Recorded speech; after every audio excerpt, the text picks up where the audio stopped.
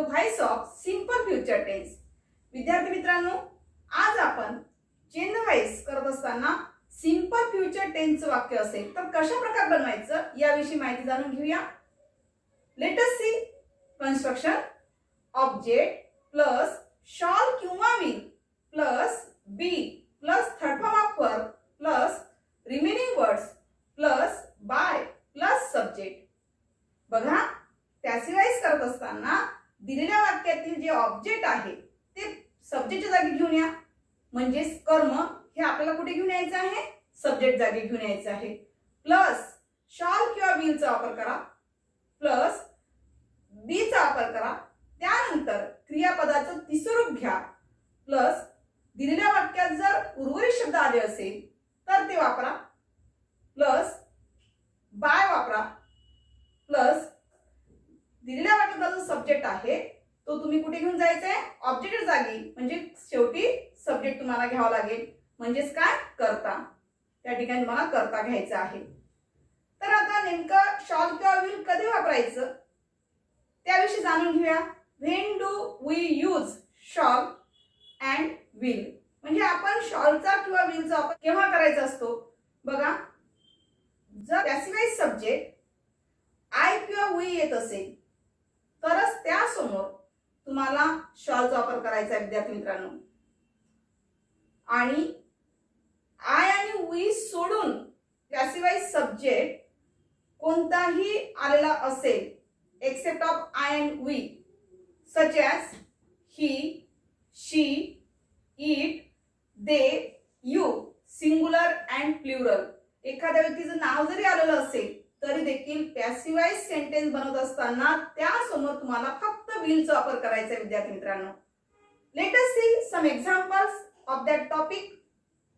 Number 1, I shall sing a song tomorrow. दिलेलं वाक्य हे कसं आहे, इन ऍक्टिव्ह वॉइस मध्ये आहे, कारण या वाक्यामध्ये तुम्हाला कोणकोणत्या गोष्टी दिसते आहेत, वीस थिंग्स इन्क्लूड इन इट। दिलेल्या वाक्यामध्ये काय काय दिसते बघूया। आय या ठिकाणी सब्जेक्ट म्हणून वापरलेला आहे, या ठिकाणी शॉलचा जो वापर केलेला आहे ते हेल्पिंग वर्ब म्हणून वापरलाय वाक्यामध्ये, आणि शॉल किंवा विलच्या समोर येणारे जे वर्ब आहे ते वर्ब कोणतं आहे, सिंग, पण कोणतं रूप आलेलं आहे, फर्स्ट फॉर्म ऑफ वर्ब आहे। अ सॉन्ग या वाक्यामध्ये मेन ऑब्जेक्ट आहे, आणि टुमारो जे दिलेला आहे, tomorrow this is remaining words, उर्वरित शब्द आहे तो। तर बघा, याचं पॅसिव्हाइज करत असताना कसं होईल बघा। तर सगळ्यात पहिले दिलेल्या वाक्यात मेन ऑब्जेक्ट घ्यायचं सुरुवातीला। दिलेल्या वाक्यात मेन ऑब्जेक्ट कोणता आहे, अ सॉन्ग। पॅसिव्हाइज करत असताना सुरुवातीला घेऊन घ्या अ सॉन्ग। आता मी थोड्या वेळापूर्वी सांगितलं तुम्हाला की नेमकं शॉल कधी वापरायचं आणि विल कधी वापरायचं। तर या ठिकाणी सब्जेक्ट जो आलेला आहे, पॅसिव्हाइज सब्जेक्ट तो अ सॉन्ग आलेला आहे, त्याच्यामुळे तुम्हाला या ठिकाणी विलचा वापर घ्यायचा आहे, म्हणजेच अ सॉन्ग समोर काय घ्यावं लागेल तुम्हाला, विल। त्यानंतर आता हे जे हेल्पिंग वर्ब असतात तर ते ऍक्टिव्ह वॉइस मध्ये येणारा जे वर्ब आहे ते त्याच्यासमोर V1 म्हणून येत असते, परंतु आपण ज्यावेळेस पॅसिव्हाइज करत असतो त्यावेळेला त्या हेल्पिंग वर्ब समोर आपल्याला बीचा वापर करायचा आहे। म्हणून या ठिकाणी अकॉर्डिंग टू कन्स्ट्रक्शन नुसार आपण या ठिकाणी विलच्या समोर बी घेऊया। त्यानंतर दिलेल्या वाक्यात जे मेन वर्ब आहे त्या मेन वर्बचं थर्ड फॉर्म ऑफ वर्ब करा, म्हणजे सिंगचं तिसरं रूप काय होईल विद्यार्थी मित्रांनो, संग। After then you write remaining words, त्यानंतर तुम्हाला काय घ्यायचं आहे, रिमेनिंग वर्ड्स। दिलेल्या वाक्यात रिमेनिंग वर्ड्स कोणता आलेला आहे, टुमारो, तर टुमारो। त्यानंतर बाय घ्या, बाय घेतल्यानंतर दिलेल्या वाक्याचा सब्जेक्ट कोणता आहे, आय, त्या आयला बाय नंतर घेतल्यानंतर काय होईल, आईचा बद्दल बाय नंतर मी। बघा, त्याचं पॅसिव्हाइज आन्सर कसं तयार होईल, a song will be sung tomorrow by me. Now, second sentence, we shall celebrate your birthday day after tomorrow. बघा, दिलेलं वाक्य ऍक्टिव्ह मध्ये आहे, आपल्याला जर पॅसिव्हाइज करायचं असेल तर कसं करणार आपण। सगळ्यात पहिले दिलेल्या वाक्यामध्ये सब्जेक्ट कोणता आहे बघूया। या वाक्यामध्ये सब्जेक्ट कोणता आलेला आहे, वी। दिलेल्या वाक्यात वी हा सब्जेक्ट असल्यामुळे त्या ठिकाणी सिंपल फ्युचर टेन्स सेंटेन्स आहे, सिंपल फ्युचर टेन्स वापरला वाक्यामध्ये, म्हणून या ठिकाणी वी समोर काय दिसते तुम्हाला, शॉल। त्यानंतर जे वर्ब वापरला वापरलाय ते कसं आहे, V1 वापरलेला आहे, म्हणजेच फर्स्ट फॉर्म ऑफ वर्ब वापरलेला आहे. त्यानंतर ऑब्जेक्ट कोणतं दिसतंय तुम्हाला, your birthday. Day after tomorrow हा जो आहे डे आफ्टर टुमारो. आता बघा ऑब्जेक्ट ओळखताना तुमची एक चूक होऊ शकते. काही विद्यार्थी ऑब्जेक्ट निवडताना your birthday day after tomorrow असं घेईल, पण या वाक्यामध्ये फक्त जे आहे, फक्त ऑब्जेक्ट जे आहे ते फक्त काय येईल, युअर बर्थडे. मागच्या व्हिडिओमध्ये मी तुम्हाला सांगितलं होतं how to identify direct object आणि इनडायरेक्ट ऑब्जेक्ट, म्हणजे ऑब्जेक्ट कसं ओळखायचं याच्याविषयी तुम्हाला मी मागच्या व्हिडिओमध्ये सांगितलेली माहिती आहे. त्यामुळे तुम्ही तो व्हिडिओ बघा, त्यानंतर तुम्हाला लक्षात येईल की नेमकं ऑब्जेक्ट कसं चूज करायचं. तर या दिलेल्या वाक्यामध्ये your birthday is a main object. या ठिकाणी दिलेल्या वाक्यामध्ये युअर बर्थडे जे आहे ते तुमचं मेन ऑब्जेक्ट झालेलं आहे आणि डे आफ्टर टुमारो जे आहे दॅट इज रिमेनिंग वर्ड्स. आता कशा प्रकारे बनवायचं पॅसिव्ह वॉइस बघूया. सगळ्यात पहिले काय करा, मेन ऑब्जेक्टला सुरुवातीला घ्या सब्जेक्टच्या जागी युअर बर्थडे. आता हा युअर बर्थडे हा सिंग्युलर आहे प्लुरल आहे हे काय बघत बसायचं नाही. सरळ सरळ तुम्ही काय करायचं, पॅसिव्ह वॉइस सब्जेक्ट जर आय किंवा वी आला असेल तरच त्याच्यासमोर काय वापरायचं विद्यार्थी मित्रांनो, शॉल वापरायचा आहे. या ठिकाणी आय किंवा वी दिसत नाहीये, काय दिसते passive voice subject your birthday दिसतो आहे, म्हणून सरळ सरळ तुम्ही तिथे काय घ्यायचं आहे, विल. कारण की मी का सांगते आहे, कारण दिलेल्या वाक्यामध्ये तुम्हाला शॉल दिसते आहे, त्याच्यामुळे तुम्ही विद्यार्थी सुद्धा या ठिकाणी चुकू शकता की तुम्हाला वाटते की त्या वाक्यात शॉल आलं म्हणजे इथे सुद्धा शॉलच येईल, नाही. तर या ठिकाणी आय आणि वी जोपर्यंत पॅसिव्ह वॉइस सब्जेक्ट येत नाही तोपर्यंत त्यासमोर शॉल घ्यायचा नसतो. तर या ठिकाणी युअर बर्थडे हा पॅसिव्ह वॉइस सब्जेक्ट झालेला आहे, त्यामुळे या ठिकाणी तुम्हाला काय घ्यायचं आहे, हेल्पिंग वर्ब विल. विल घेतल्यानंतर बीचा वापर करा. बी घेतल्यानंतर दिलेला जे मेन वर्ब आहे सेलिब्रेट याचा थर्ड फॉर्म यूज करा, म्हणजेच काय होईल, celebrated. After then you use remaining words. Which is remaining words, day after tomorrow. Day after tomorrow घ्या. त्यानंतर काय करायचंय तुम्हाला, बाय घ्या. तर दिलेला त्याचा जो सब्जेक्ट आहे तो बाय नंतर घेऊन जायचा आहे, म्हणजेच दिलेला त्याचा सब्जेक्ट कोणता आहे, वी. या वीला बाय नंतर घेतल्यानंतर काय होईल, अस. बघा त्याचं पॅसिव्ह वॉइस आन्सर कसं होईल, your birthday will be celebrated day after tomorrow by us. Now next sentence, Pranita will give the examination. बघा जर एखादं नाउन आलं असेल सब्जेक्ट ठिकाणी तर कसं करायचं, या प्रकारचं वाक्य मी तुम्हाला दिलेलं आहे. जसं की आय आणि वी जर असेल त्यासमोर तर हेल्पिंग वर्ब शॉल लागतो म्हणून सांगितलंच आहे तुम्हाला. नाउन सब्जेक्ट मध्ये आलेला असेल तर अशा वेळेस वाक्य कसं होईल, कशा प्रकारे बदल करायचा याविषयी बघून घ्या.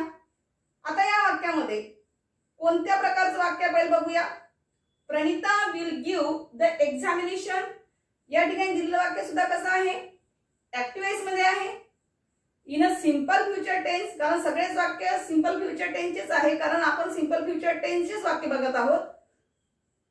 तर या ठिकाणी प्रणिता ही जी आहे ही एका मुलीचं नाव आहे, एक सब्जेक्ट झालेला आहे, म्हणून त्यासमोर हेल्पिंग वर्ब जे वापरला आहे फ्युचर टेन्स मध्ये ते कोणतं वापरलेलं आहे, विल. त्यानंतर मेन वर्बचा वापर झालेला आहे. मेन वर्ब कोणता आहे, गिव्ह.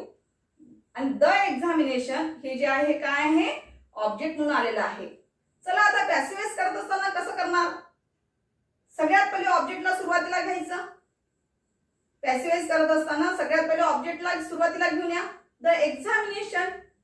आता द एक्झामिनेशन हे आय आणि वी आहे का, नाही आहे, त्यामुळे यासमोर हेल्पिंग वर्ब काय येईल, विल. त्यानंतर बी चा वापर करा. बी घेतल्यानंतर दिलेला जे मेन वर्ब वापरलेला आहे त्या मेन वर्बचं थर्ड फॉर्म यूज करायचं आहे. ऑलवेज रिमेंबर दिस थिंग, कारण सिंपल फ्युचर टेन्स मध्ये नेहमी सिंपल फ्युचर टेन्स ज्यावेळेस वाक्य असेल त्यावेळेला मेन वर्ब वाक्यात दिलेलं असते आणि त्या आपण ज्यावेळेस पॅसिव्ह वॉइस करत असतो त्यावेळेला त्या ठिकाणी third form of verb use करावं लागत असते विद्यार्थी मित्रांनो. कारण काही वेळेस तुम्ही गोंधळून जाता की बाबा हा हेल्पिंग वर्ब विल आहे, ते गिव्ह आलेला आहे, मेन वर्ब आलेला आहे, तर आपण इकडे सुद्धा मेन वर्ब घ्यायला पाहिजे असं नाही. पॅसिव्ह वॉइस करत असताना नेहमी थर्ड फॉर्म ऑफ वर्बचा यूज करावा लागत असतो. म्हणून या ठिकाणी गिव्ह चं स्वरूप काय घेतलेलं आपण, गिव्हन. या वाक्यात रिमेनिंग वर्ड्स नाही आहे म्हणून डायरेक्ट काय घ्या, बाय. आणि दिलेला काय सब्जेक्ट कोणता आहे, प्रणिता, म्हणून बाय नंतर सुद्धा काय येईल, प्रणिताच येईल. चला तर आता याचं कसं होईल पॅसिव्ह वॉइस मध्ये सेंटेन्स बघूया. The examination will be given by Pranita. Now see next example. God will always protect us. आता आपण जे 3 सेंटेन्स बघितले आणि या 4th सेंटेन्स मध्ये तुम्हाला काय डिफरन्स दिसतोय बरं विद्यार्थी मित्रांनो? वरच्या 3 सेंटेन्स मध्ये आणि 4th नंबरच्या सेंटेन्स मध्ये तुम्हाला काय फरक जाणवत आहे? तर या वाक्यामध्ये तुम्हाला कॉम्प्लिमेंटरी वर्ड दिसतो आहे, ज्याला आपण पूरक शब्द म्हणत असतो.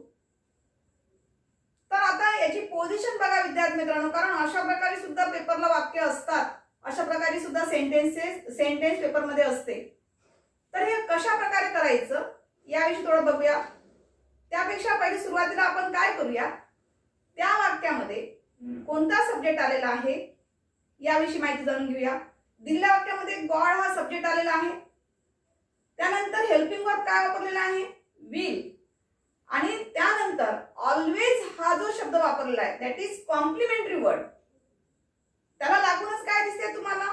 मेन वर्ब दिसते आहे आणि आफ्टर देन ऑब्जेक्ट. त्यानंतर काय दिसते आहे? ऑब्जेक्ट.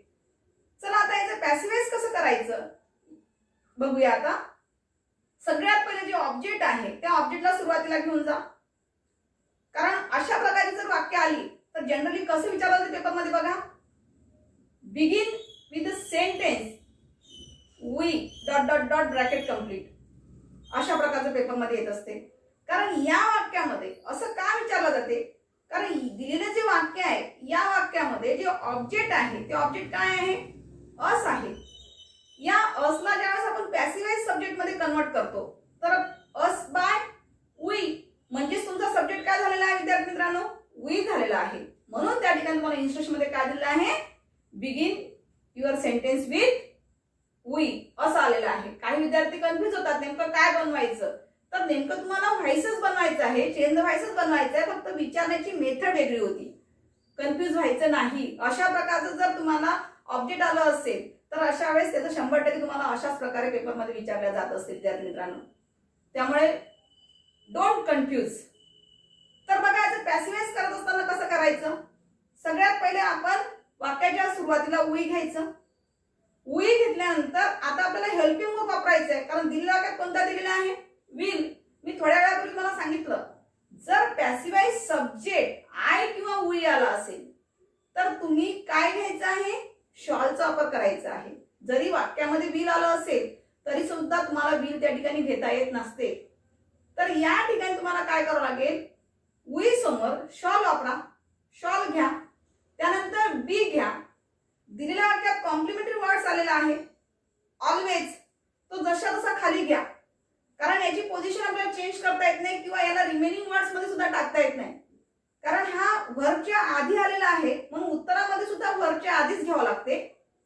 म्हणजेच या ठिकाणी व्हर्बच्या आधी तुम्हाला ऑलवेज घ्यावं लागेल. त्यानंतर मेन व्हर्बचं थर्ड फॉर्म करा. प्रोटेक्टचं तिसरं रूप काय होईल? प्रोटेक्टेड. त्यानंतर वाक्यात रिमेनिंग वर्ड्स आहेत का? नाही. त्यानंतर बाय घ्या. त्यानंतर दिला गेलेला सब्जेक्ट आहे, दिला गेलेला सब्जेक्ट कोणता आहे?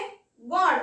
तर त्याला आपल्याला ऑब्जेक्ट मध्ये कन्वर्ट करायचं, म्हणजे बाय नंतर काय घ्यावं लागेल? गॉड. जे दिलेलं आहे तेच तुम्हाला बाय नंतर त्या ठिकाणी घ्यावं लागेल. बघा याचे आन्सर कसं तयार होईल? We shall be always protected by God. Now next example. I will grant your request. Bracket मध्ये तुम्हाला जर चेंज वाईज दिलं असेल किंवा मेक इट पॅसिव्ह वाईज दिलं असेल तर कशा प्रकारे तयार होईल बघा.